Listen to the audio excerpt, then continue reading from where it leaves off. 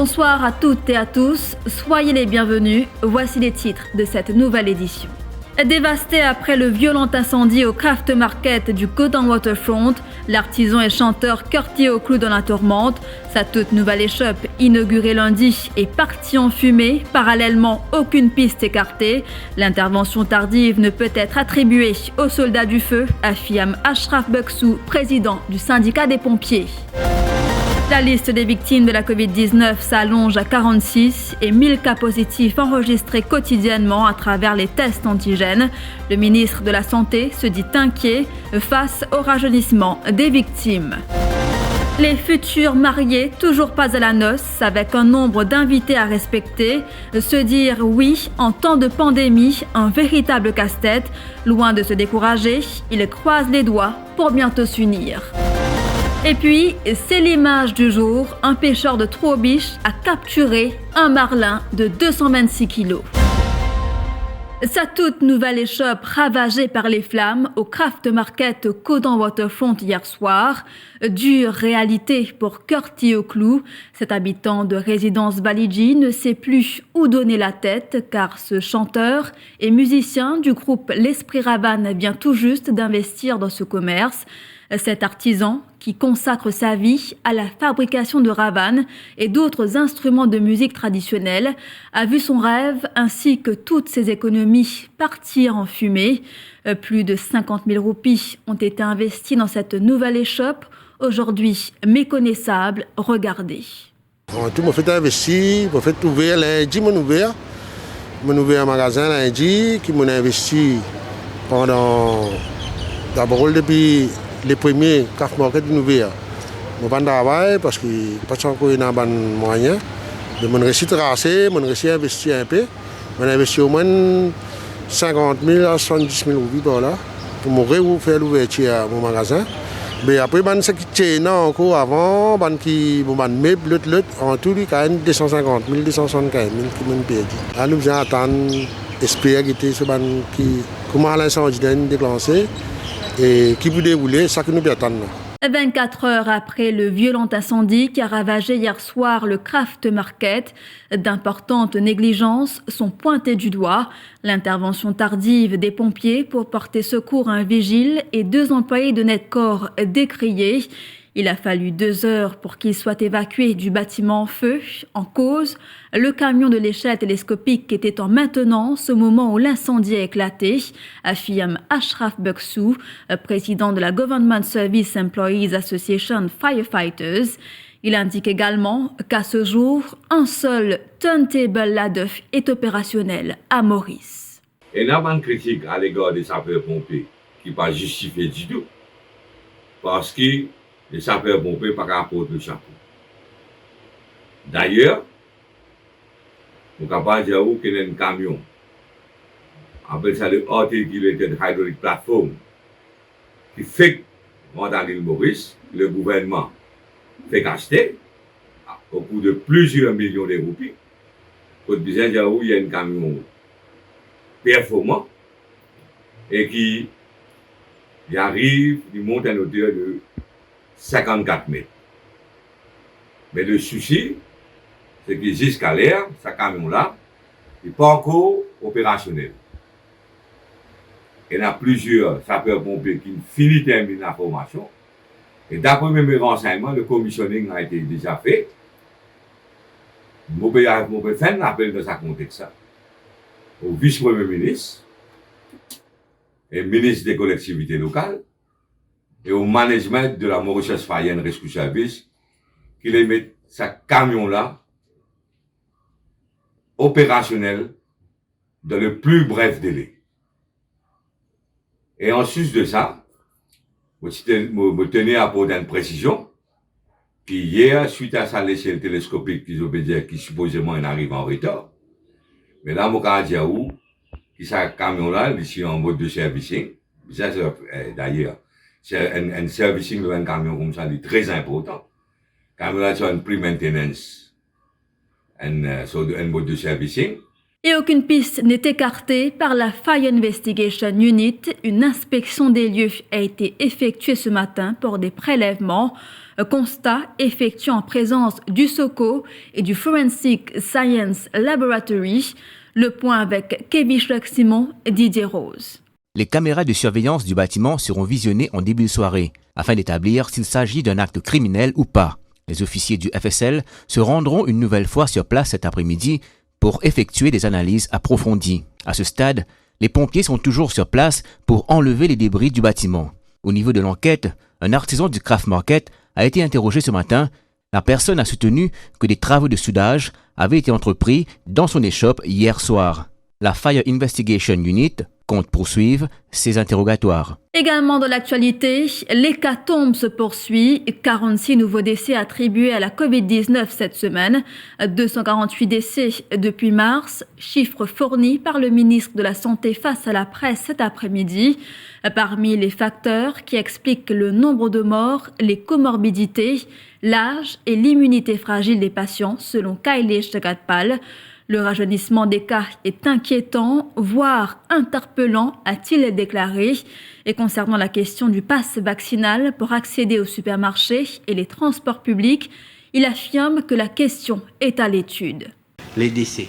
Pendant cette semaine-là aussi, nous faisons beaucoup de décès. Alors, pour cette semaine-là, nous faisons 46 décès. Et dans ces 46 décès-là, c'est 37 qui ont plus que 60 ans et 9 qui ont moins de 60 ans. Là-dedans, 36 partis vaccinés, 9 petits vaccinés et un petit vaccin avec une seule dose.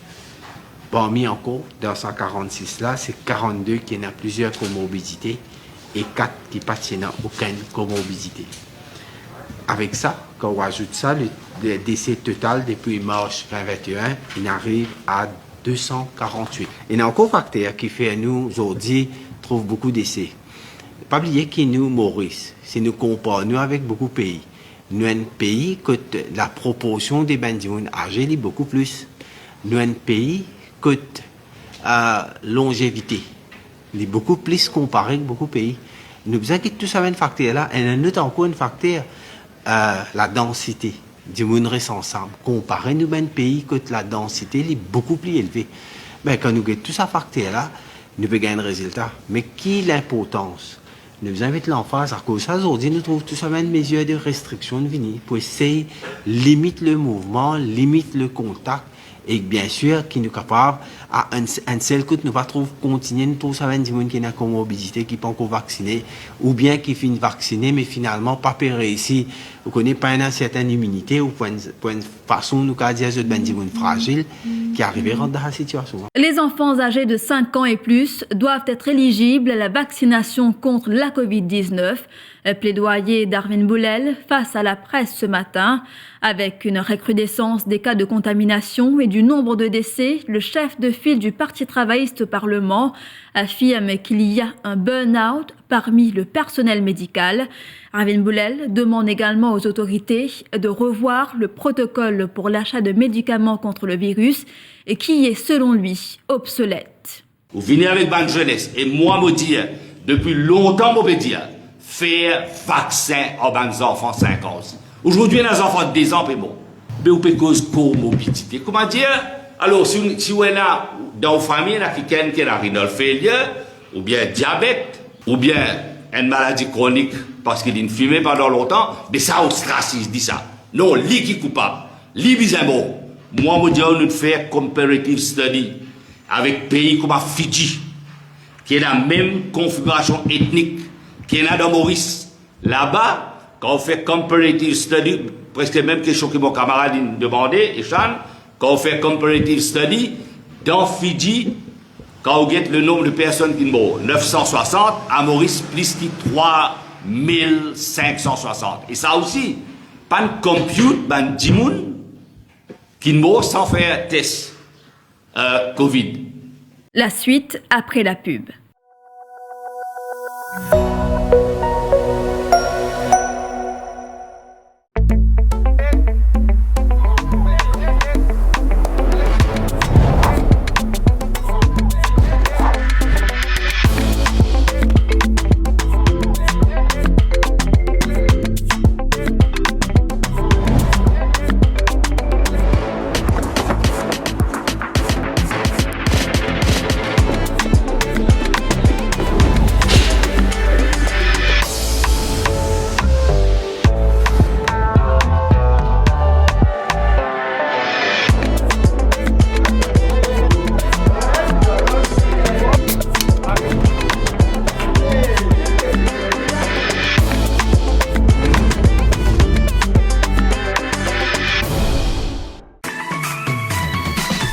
Plus ou nouveau brossier digital.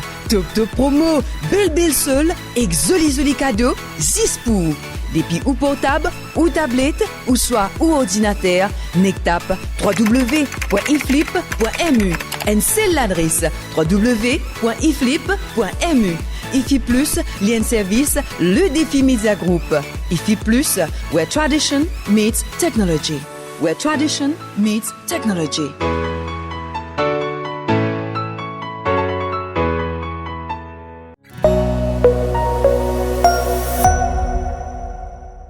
Se dire oui en temps de pandémie, un véritable casse-tête, les mariages limités à 50 personnes. Malgré cette restriction, les futurs mariés ne comptent en aucun cas reporter cette célébration qui marquera leur vie à deux. Pour certaines familles, cette situation était prévisible et elles n'auront d'autre choix que de réduire la liste des invités pour se plier au protocole sanitaire. C'est un reportage de Christina Nélan. Déception après la limite imposée pour les mariages. Pour Owen, dont le frère se marie mardi prochain, pas question de reporter cette cérémonie tant attendue. Et nous, la famille, nous avons décidé de réduire le nombre de 100 à 50 personnes. Et même le nombre de 50, nous divisons en deux. Le jour du mariage, 25 personnes. Et le lendemain, le jour de la réception, nous prenons 25 personnes également.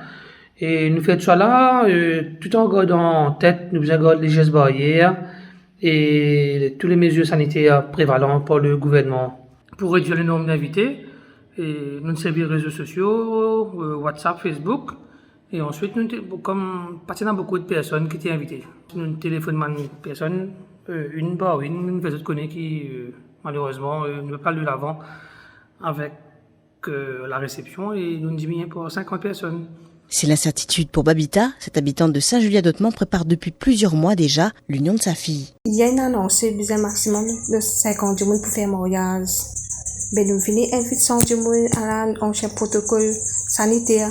Et ça peut créer une panique dans la famille parce que nous avons besoin d'informer tout le monde invité pour ce nouveau protocole-là. Mais c'est bien difficile pour nous de faire le mariage de 50 jours parce que nous venons faire préparation. Il doit se marier le 21 novembre prochain. Cet habitant de l'Est divisera le nombre d'invités pour respecter à la lettre le protocole sanitaire. C'est juste la famille proche qui tient invité pour le mariage. Il y en a une 150. Nous pouvons faire bon connaître, nous pouvons maintenir bon l'air. Ils ont une telle l'air. Vous avez fini aussi, finir aller pour les autres du monde capables de venir au mariage et venir rendre une visite. Nous pouvons faire une batch finie, nous pouvons encore finir, maintenant aller, nous protocole sanitaire, nous pouvons maintenir. Conscient que le variant Delta joue les troubles fêtes, les futurs mariés veulent à tout prix se dire oui dans le respect des nouvelles restrictions imposées. Direction les Salines à présent, 250 ans depuis la création du cimetière de l'Ouest, un lieu chargé d'histoire et des figures de renom qui ont façonné le patrimoine mauricien et repose. Les fondateurs de la sauvegarde du cimetière de l'Ouest ont procédé ce vendredi à une bénédiction des tombes aujourd'hui. L'occasion pour nous d'en savoir plus sur la dernière demeure de ces personnalités mauriciennes et étrangères. Depuis 250 ans, ce cimetière existe, mais avant même, 50 ans avant ça, premier cimetière au centre Paul-Louis, à côté de Jardin de la Compagnie, cimetière de l'enfoncement. Quand ce cimetière a été supprimé, ils ont fait tirer tous ces ossements et ils ont fait transférer ici. C'est le lieutenant Bernardin Saint-Pierre, lui-même qui finit écrit pour les Virginie, lui-même qui était officier militaire responsable de faire ça déterrement, tous ces ossements et mettre tout ça ici au cimetière de l'Ouest. Il y a environ 75 000 personnes enterrées ici depuis 2 siècles et demi. La partie, la plus ancienne partie est la plus négligée parce que beaucoup de ces familles n'existaient plus. Ce sont les gens qui sont venus de l'Inde, de l'Europe, de l'Asie. Ils sont venus ici, ils sont enterrés et finalement leurs parents sont repartis ou ils sont morts. Et beaucoup de personnes ne réalisent pas qu'ils ont de la famille dans ce cimetière. Vincent Dumas, comme vous le voyez, avec les dates, il est né à Versailles en 1808, mort ici en 1846, donc jeune homme, jeune prêtre de 38 ans. Et ce monument, comme c'est gravé sur son épitaphe, lui a été élevé par les catholiques de l'île Maurice comme un témoignage de leur reconnaissance et pour perpétuer le souvenir de ces vertus. Donc c'est un parmi un petit groupe des prêtres et des religieuses qui se trouvent dans ce cimetière, y compris la mère Barthélemy, l'abbé Lombardi, qui était assistant à Père Laval, Jean Lebrun et d'autres. Tu as Brouard qui est venu, et c'est là où les gens ont commencé à habiter à Maurice, parce que les gens sont tous partis, et ce nom existe toujours à Maurice. Donc c'est le plus ancien nom de famille qui existe. Place à présent à l'image du jour, belle prise pour Alain La Rochelle de Trouobiche et qui a ramené à terre un marlin hors norme, soit pesant 226 kilos. Une sacrée pêche après une demi-journée d'efforts, regardez. Voilà, nous sommes arrivés à la fin de cette édition d'Info Soirée. Merci d'avoir été des nôtres.